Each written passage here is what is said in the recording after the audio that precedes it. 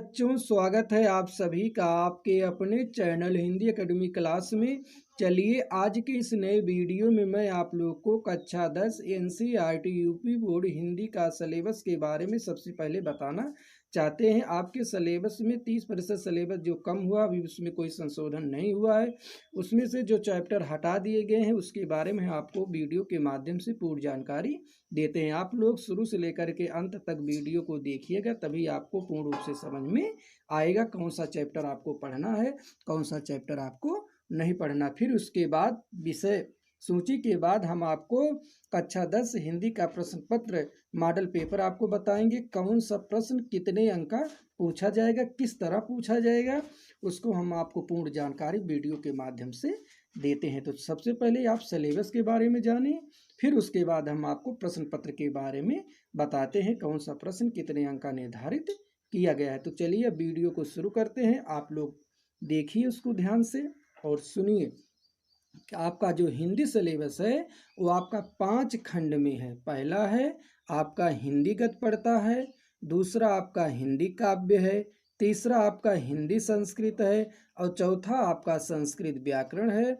और पांचवा आपका खंड काव्य है। तो सबसे पहले हम हिंदी गद्य के बारे में आपको बताते हैं कि हिंदी गद्य में कुल मिला करके कितने चैप्टर हैं। 7 चैप्टर हैं। कितने चैप्टर हैं? 7 चैप्टर हैं। तो हिंदी गद्य में आपको कौन सा चैप्टर पढ़ना है और कौन सा चैप्टर नहीं पढ़ना है उसको हम आपको बताते हैं। आप लोग अपनी अपनी किताब में उसको टिक लगा लेना। तो सबसे पहले आपका पाठ पढ़ता है हिंदी गद्य में आचार्य रामचंद्र शुक्ल, जिनका पाठ है मित्रता, जो एक निबंध है, इसको आपको पढ़ना है। आचार्य रामचंद्र शुक्ल ये गद्य लेखक हैं। हिंदी गद्य में जो है गद्य लेखक होते हैं। इनका पाठ है मित्रता, इसको आपको पढ़ना है। दूसरा पाठ है जयशंकर प्रसाद, इनका पाठ है ममता, इसको आपको पढ़ना है। तीसरा पाठ है पद्म लाल पुन्ना लाल बक्सी, जिन्होंने लिखा है निबंध क्या लिखूं, इसको आपको नहीं पढ़ना है। पद्म लाल पुन्ना लाल बक्सी का चैप्टर जो क्या लिखूं है, इसको आपको नहीं पढ़ना है। चौथा पाठ है डॉक्टर राजेंद्र प्रसाद, जिन्होंने लिखा है भारतीय संस्कृत, इसको आपको पढ़ना है। पांचवा पाठ है रामधारी सिंह दिनकर, इनका पाठ है ईर्ष्या तू ना गई मेरे मन से, इसको आपको नहीं पढ़ना है। ये चैप्टर आपके कोर्स से हटा दिया गया है। डॉक्टर भगवत शरणोपाध्याय अजंता, इसको आपको पढ़ना है। ये चैप्टर आपको पढ़ना है। उसके बाद है 7वां लास्ट पार्ट है गद्यांश में जयप्रकाश भारती पानी में चंदा और चांद पर आदमी, इसको आपको नहीं पढ़ना। कुल मिलाकर के आपकी हिंदी गद्य में जो है 7 चैप्टर है, जिसमें आपको 4 चैप्टर पढ़ना है, 3 चैप्टर आपको नहीं पढ़ना है। ये रहा गद्य का। हम आशा करते हैं आपको गद्य के सिलेबस के बारे में आपको पता चल गया होगा। तो चलिए अब हम आपको हिंदी काव्य के बारे में बताते हैं कौन सा चैप्टर आपको पढ़ना है और कौन सा चैप्टर आपको नहीं पढ़ना। इसमें दिया गया है हिंदी पद साहित्य का इतिहास, ये आपका अति लघु उत्तरीय प्रश्न से पूछा जाएगा। इसमें से आपको एक एक अंक का रहेगा। तो सबसे पहले हिंदी काव्य में आपका आएगा सूरदास। सूरदास ये कवि हैं, इनका शीर्षक है पद, ये आपके सिलेबस में है, इसको आपको पढ़ना है। दूसरा चैप्टर है तुलसीदास कवि हैं, इसका पाठ है धनुष भंग वन पथ पर, ये दोनों चैप्टर आपको पढ़ना है। तीसरा कवि है रसखान, जिसका पाठ है सवैये और कवित्त, ये भी आपको पढ़ना है। चौथा पाठ है बिहारी लाल, जो दोहे भक्ति नीति है, इसको भी आपको दोनों पढ़ना है। उसके बाद है सुमित्रा नंदन पंत, जिसमें इन्होंने 2 पाठ लिखा है। पहला चैप्टर है चीटी और दूसरा चैप्टर है चंद्रलोक में प्रथम बार, इसको आपको नहीं पढ़ना है। सुमित्रा नंदन पंत में 2 है पाठ, एक है चीटी, इसको आपको पढ़ना है। चंद्रलोक में प्रथम बार, इसको आपको नहीं पढ़ना है। 6वां पाठ है महादेवी वर्मा हिमालय से, हिमालय से आपको पढ़ना है। और जो वर्षा सुंदरी के प्रति लिखा गया है, इसको आपको नहीं पढ़ना है। ठीक है। इसके बाद हम आपको बताते हैं इसके बाद आपका 7वां पाठ है राम नरेश त्रिपाठी, इसको आपको पढ़ना है। उसके बाद 8वां चैप्टर है आपका माखन लाल चतुर्वेदी, जो कवि है उन्होंने लिखा है पुष्प की अभिलाषा, इसको आपको पढ़ना है। इन्होंने दूसरा पाठ लिखा है जवानी, इसको आपको नहीं पढ़ना है। उसके बाद है 9वां पाठ आपका है सुभद्रा कुमारी चौहान, जो कवित्री हैं, इन्होंने लिखा है झांसी की रानी समाधि पर, ये चैप्टर आपको पढ़ना है। उसके बाद है 10वां मैथिली शरण गुप्त, जिन्होंने लिखा है भारत माता का मंदिर यह, ये चैप्टर आपको पढ़ना है। उसके बाद केदारनाथ सिंह, इसको आपको नदी पाठ जो है पढ़ना नहीं है। उसके बाद है अशोक वाजपेयी, जिन्होंने 2 चैप्टर लिखे हैं, एक है युवा जंगल, दूसरा है भाषा एकमात्र अनंत, जिसमें युवा जंगल आपको नहीं पढ़ना है, भाषा एकमात्र अनंत है, इसको आपको पढ़ना है। उसके बाद लिखा गया है श्याम नारायण पांडे हल्दी घाटी, इसको भी आपको पढ़ना है। यानी कि ये सब चैप्टर आपको पढ़ना है। तो आपको हम आशा करते हैं आपको समझ में जरूर आ गया हो, आप लोग अपनी किताब में इसका टिक लगा लेना। उसके बाद दिया गया है काव्य सौंदर्य के तत्व। काव्य सौंदर्य के तत्व में जो है आपको रस छंद अलंकार आता है, उसको आप लोग जानते ही हैं, रस छंद अलंकार लिखवाया गया है, उसको आपको बता दिया जाएगा। उसके बाद है संस्कृत खंड। संस्कृत खंड में कुल मिलाकर के 9 पाठ हैं, जिसमें प्रथमा पाठा है वाराणसी, इसको आपको पढ़ना, ये आपके सिलेबस में है, इसको आपको पढ़ना है। द्वितीय पाठा है अन्योक्त विलासा, इसको आपको नहीं पढ़ना, ये चैप्टर आपके कोर्स से हटा दिया गया है। उसके बाद है तृतीया पाठा। तृतीया पाठा में है वीरा वीरेण पूज्यते, इसको आपको पढ़ना है। चतुर्था पाठा में है प्रबुद्धो ग्रामीणा, इसको भी आपको पढ़ना है। पंचमा पाठा है देश भक्ता चंद्रशेखरा, इसको भी आपको पढ़ना है। 6वां पाठा है, 6वां पाठ है केन किम वर्धते, इसको आपको नहीं पढ़ना, ये आपके 30% सिलेबस जो हिंदी में कम कर दिया गया था उसमें से यह चैप्टर जो है हटा दिया गया। उसके बाद है 7वां पाठ में अरुणी श्वेत के संवादा, इसको आपको पढ़ना है। उसके बाद 8वां पाठ है भारतीय संस्कृति, इसको आपको पढ़ना है। उसके बाद है 9वां पाठ है जीवन सूत्राणी, इसको भी आपको पढ़ना है। यानी कि संस्कृत खंड में कुल मिला करके 9 पाठ हैं, जिसमें आपको 2 ही पाठ नहीं पढ़ना, एक है अनुयुक्त विलासा और दूसरा है केन किम वर्धते, इसी पाठ को आपको नहीं पढ़ना, बाकी सारे चैप्टर आपको पढ़ना है। तो चलिए इसके बाद हम संस्कृत व्याकरण में देखते हैं कौन सा कैसे क्या पढ़ना है। संस्कृत व्याकरण में आपको देखिए संध दिया गया। संध में आपके कोर्स में 2 ही संध हैं, एक है यड़ संध और एक है वृद्धि संध, जिसमें आपके कोर्स में केवल यण संध है, केवल यण संध है। उसके बाद शब्द रूप में संज्ञा शब्द रूप है, जिसमें आपके कोर्स में केवल फल का है, मति का है, मधु का है और नदी का है, इसी का शब्द रूप आपको याद करना है। इसके बाद सर्वनाम शब्द रूप ये हट गया है। धातु रूप में आपको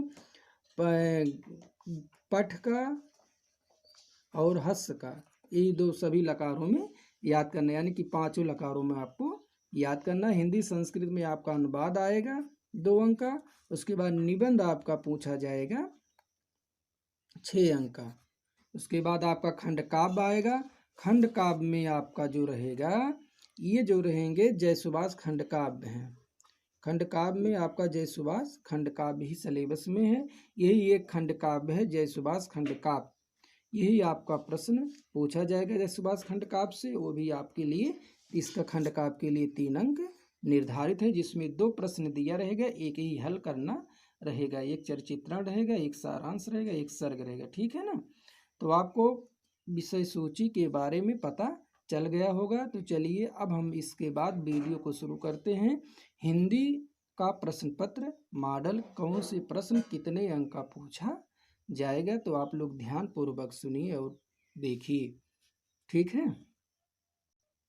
तो आपका जो हिंदी का पेपर होगा वो 70 अंक का होगा, 3 घंटे का समय रहेगा, जिसमें 30 अंक जो है विद्यालय स्तर पर प्रोजेक्ट कार्य होगा। तो आपका हिंदी प्रश्न पत्र में आपको देख लीजिए सबसे पहले क्या प्रश्न पूछा जाएगा। तो हिंदी में जो है सबसे पहले प्रश्न आपको हिंदी गद्य के विकास का संक्षिप्त परिचय पूछा जाएगा, जिसमें आपको शुक्ल युग तथा शुक्लोत्तर युग के लेखक एवं रचनाकार का ही नाम पूछा जाएगा। अतः लघुत्तरीय प्रश्न 5 प्रश्न पूछे जाएंगे, जिसमें एक एक अंक का आएगा, जिसके लिए कितने प्रश्न अंक निर्धारित हैं?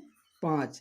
उसी प्रकार हिंदी पद के विकास का संक्षिप्त परिचय है रीतकाल तथा आधुनिक काल, इसके लिए भी 5 अंक रहेंगे, जिसमें एक एक का अति लघुत्तरीय प्रश्न पूछा जाएगा। 5 प्रश्न पूछा जाएगा, जिसके लिए 5 अंक निर्धारित हैं, एक एक अंक। उसके बाद प्रश्न नंबर 2 आपका आएगा गद्य हेतु निर्धारित पाठ्य वस्तु, यानी कि आपके गद्यांश में कौन कौन सा चैप्टर है, उसी चैप्टर से जो है आपका गद्यांश में व्याख्या पूछा जाएगा। उसके लिए 2 व्याख्या पूछा जाएगा और हल कितना करना रहेगा? 1 व्याख्या करना रहेगा, जिसके लिए संदर्भ के लिए जो है आपका 2 अंक रहेगा। रेखांकित अंश की व्याख्या के लिए आपका 2 अंक रहेगा। और तथ्य प्रश्न, यानी कि जो आपका जो पैराग्राफ दिया रहेगा उसमें से जो आपका प्रश्न दिया रहेगा उसी आपको पैराग्राफ में खोज करके हल करना रहेगा, उसके लिए आपको कितना अंक निर्धारित है? 2, यानी कि तीनों अंक का समान है। कुल मिलाकर के आपका व्याख्या कितने अंक आएगा? 6 अंक आएगा। कितना पैराग्राफ दिया रहेगा गद्यांश? 2 दिया रहेगा। हल कितना करना रहेगा? केवल 1। तो उसके बाद चलिए आपका हम प्रश्न नंबर 3 बताते हैं। काव्य हेतु निर्धारित पाठ्य वस्तु से, इसके लिए भी 2 पद्यांश आएंगे, जिसमें हल करना कितना रहेगा? 1। जिसके लिए संदर्भ के लिए कितना अंक निर्धारित है? 1। और व्याख्या के लिए कितना अंक निर्धारित है? 4। और काव्य सौंदर्य के लिए निर्धारित कितना है? 1। अब काव्य सौंदर्य में क्या लिखा जाता है? इसमें रस छंद अलंकार लिखा जाता है, तो मतलब कौन से पैराग्राफ में कौन सा अलंकार है उसको आप काव्य सौंदर्य में लिखेंगे, जिसके लिए आपका 1 अंक है, व्याख्या के लिए 4 अंक है और संदर्भ के लिए 1 है, यानी कि कुल मिलाकर के कितना अंक हुआ? 6 अंक। यानी कि हिंदी काव्य में जो पढ़ाया जाएगा उसमें 2 पैराग्राफ पद्यांश पूछेगा, जिसमें से 1 ही हल आपको करना है। उसके बाद देखिए आपका प्रश्न नंबर 4 क्या कहेगा?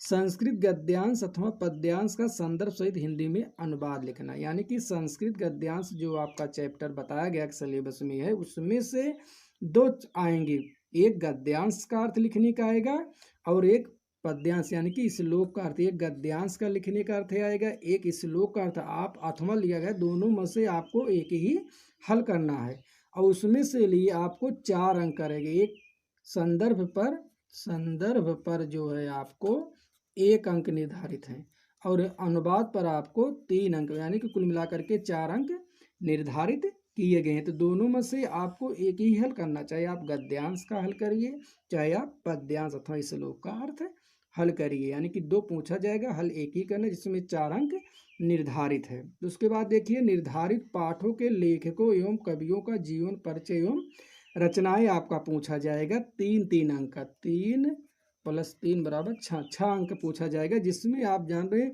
कि निर्धारित पाठों के लेखक यानी कि जो गद्यांश आपके लेखक हैं उसमें से 3 लेखक का जीवन परिचय पूछा जाएगा, लिखना एक ही रहेगा, जिसके लिए 3 अंक निर्धारित है।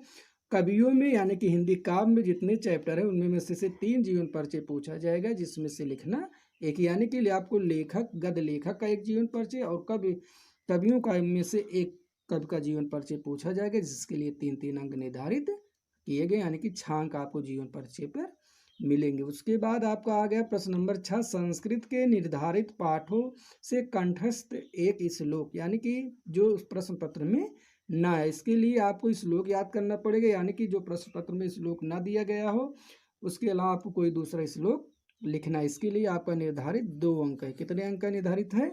2 अंक का निर्धारित। उसके बाद आप देखिए संस्कृत में के निर्धारित पाठों पर आधारित 2 अति लघुत्तरीय प्रश्न, यानी कि 2 प्रश्नोत्तर आपको संस्कृत प्रश्नोत्तर पर मिलेंगे, जिनको आपको 4 प्रश्न दिया रहेगा, 2 ही हल करना रहेगा। अब आप उसके बाद देखिए काव्य सौंदर्य के तत्व, यानी कि व्याकरण संबंधी जो दिया गया है। रस में आपका हास्य एवं करुण रस की परिभाषा उदाहरण, यानी कि कोर्स में आपके हास्य एवं करुण रस ही है, इन्हीं में आपका परिभाषा पूछा जाएगा और इन्हीं में से आपके लिए उदाहरण व पहचान पूछा जाएगा। तो आपके कोर्स में केवल हास्य रस है और करुण रस है, इसके लिए 2 अंक निर्धारित हैं। उसके बाद अलंकार है, अलंकार में आपका अर्थ अलंकार यानी कि शब्द अलंकार आपके सिलेबस में नहीं है। शब्द अलंकार क्लास 9th में है, तो आप लोग 10 में हैं तो आप अर्थालंकार देखेंगे। अर्थालंकार में आपके 3 ही हैं, केवल उपमा, रूपक, उत्प्रेक्षा। इसके लिए आपका 2 अंक निर्धारित किए गए हैं। तो उसके बाद आपका है सोर छंद। छंद में आपका है सोरठा, रोला। इसके लिए आपको सोरठा की परिभाषा याद करना है और उदाहरण, रोला की परिभाषा और उदाहरण याद करना है। इसके लिए आपके लिए 2 अंक निर्धारित किए गए, यानी कि रस, अलंकार और छंद, ये तीनों आपको याद करना है। सिलेबस में जो दिया गया है, जिस पर निशान लगवाया गया है, ये सब आपको पढ़ना है। उसके बाद आपका आ गया हिंदी व्याकरण। हिंदी व्याकरण शब्द रचना। हिंदी व्याकरण में आप देख रहे हैं उपसर्ग है। उपसर्ग में आपके सिलेबस में आ है, अन है, अध है, अप है, अनु है, उप है, सा है, निर है, अब है, पर है, सु है। इसके लिए आपको 3 अंक निर्धारित किए गए। कितने अंक निर्धारित किए गए हैं? 3। यानी कि आप इनमें से 4-5 दिया रहेगा जिसमें आपको 3 हल करना है। इसके लिए आपको 1-1 अंक निर्धारित किए गए, यानी कि 3 अंक आपको मिलेंगे। उसके बाद प्रत्यय है आई, तव, ता, पन, वाह, हट, वट। ये बहुत ही सरल है। इसको अगर आप ध्यान से सुनेंगे, पढ़ेंगे तो आपको समझ में आ जाएगी। इसे आई है तो इसको आपको एक नया शब्द जोड़ना है। पढ़ाई हो गया, ता है, महत्व हो गया, ता है, माता हो गया, पन है, बचपन हो गया, हट है, बालहट हो गया, वट है, लिखावट हो गया। तो बहुत ही सरल है। इसको अंक पाने के लिए आपको 2 अंक निर्धारित किएंगे, जिसमें से 4 पूछा जाएगा, आपको 2 ही हल करना होगा, 1-1 अंक का मिलेगा। उसके बाद आपका आ गया तीसरा खंड आ गया समास। समास में आपको द्वंद्व, द्विगु, कर्मधारय, बहुब्रीहि यानी कि 4 समास है, जिसमें आपके सिलेबस में केवल 2 ही समास है। एक है द्वंद्व है और दूसरा है द्विगु, यानी कि आपको यही 2 ही समास पढ़ना है। तो द्वंद्व समास जो होते हैं एक दूसरे के विलोम होते हैं, एक दूसरे के पूरक होते हैं, ये द्वंद्व समास होते हैं। और उसमें से जो है, और उसके बाद जो है द्विगु समास जो होते हैं संख्या वाचक होते हैं। बहुत ही आसान है, बहुत ही सरल है। जब बताया जाएगा तो आप लोगों को पूर्ण रूप से समझ में आ जाएगा। इसके लिए भी 2 अंक निर्धारित है। उसके बाद आपका तत्सम शब्द आएगा, इसके लिए भी 2 अंक निर्धारित है। उसके बाद आपका पर्यायवाची पूछा जाएगा, इसके भी लिए भी 2 अंक निर्धारित है। तो चलिए अब इसके बाद का प्रश्न आपको बताते हैं कौन सा प्रश्न पूछा। 9वां प्रश्न है संस्कृत व्याकरण एवं अनुवाद। तो संस्कृत व्याकरण से आपको संस्कृत अनुवाद पूछा जाएगा। जैसे संधि, यण। संधि में यण संधि है, वृद्ध संधि, जिसमें आपके सिलेबस में केवल यण संधि है इस सत्र में, और वृद्ध संधि नहीं। इसमें परिभाषा, उदाहरण, पहचान, इसके लिए आपको 2 अंक निर्धारित किए गए हैं। उसके बाद आपका है शब्द रूप। शब्द रूप में आपका मति का है, मधु का है और नदी का, इसके लिए भी 2 अंक निर्धारित किए गए हैं। सभी विभक्तियों वचनों में आपको याद करना है। उसके बाद सर्वनाम तद सुमति हट गया है। उसके बाद आपको खंडगा में धातु रूप में लोट, लट, लिट, विधलिंग, लंग, इसमें से आपको पठ का याद करना, हस का, 5 लकारों में आपको याद करना। इसके लिए आपको 2 अंक निर्धारित किए गए हैं। उसके बाद हिंदी के सरल वाक्यों का संस्कृत में अनुवाद, इसके लिए भी 2 अंक निर्धारित किए, यानी कि संस्कृत व्याकरण एवं अनुवाद में कुल मिलाकर के आपको 8 अंक पूछा जाएगा। उसके बाद आपको दिया है निबंध रचना, जिसमें वैज्ञानिक, सामाजिक, धार्मिक, सांस्कृतिक, आर्थिक समस्याओं पर आधारित एवं जनसंख्या, स्वास्थ्य, शिक्षा, पर्यावरण एवं ट्रैफिक रूल्स पर आधारित विषय, यानी कि इनमें से कोई भी विषय पर आपको निबंध लिखवाया जाएगा। उसके लिए आपको कितने अंक निर्धारित किए जाएंगे? 6 अंक, जिसमें से आपको 4-5 निबंध पूछा जाएगा, 6 अंक का निर्धारित रहेगा। उसके बाद 11वां क्वेश्चन आपका आएगा खंड काव्य। खंड काव्य में आपको कथा, वस्तु, घटनाएं और चरित्र चित्रण ही पूछा जाएगा। खंड काव्य में आपका केवल जय सुभाष खंड काव्य, जय सुभाष खंड काव्य, यही खंड काव्य आपको पढ़ना है, जिसके लिए 3 अंक निर्धारित, यानी कि इसमें से 12 क्वेश्चन बनेंगे। अलग अलग जिले का अलग अलग क्वेश्चन रहता है, तो आपके जिले में केवल जय सुभाष खंड काव्य है, इसी का आपको अध्ययन करना है, यही आपको पढ़ाया जाएगा, यही आपके सिलेबस में है। तो ये रहा आपका प्रश्न पत्र का मॉडल पेपर। तो बच्चों, हम आशा करते हैं कि आप लोगों को प्रश्न पत्र का मॉडल पेपर अच्छी तरह से समझ में आ गया है। तो आप लोग सिलेबस देख लेना, प्रश्न पत्र मॉडल को पढ़ लेना। इसके बाद आपको हम हिंदी काव्य में जो है सूरदास पद का शीर्षक की व्याख्या सबसे पहले पढ़ाना शुरू करेंगे। उसके बाद हम आपको हिंदी गद्य का संक्षिप्त इतिहास और हिंदी पद का संक्षिप्त इतिहास का फोटो कापी भेजेंगे। आप लोग उसको लिख लेना और जितना भी व्याख्या पढ़ाया जाएगा सारी व्याख्या आपको कापी पर लिखना है, जीवन परिचय भी लिखना है। तो आज का वीडियो इतना काफ़ी है। धन्यवाद।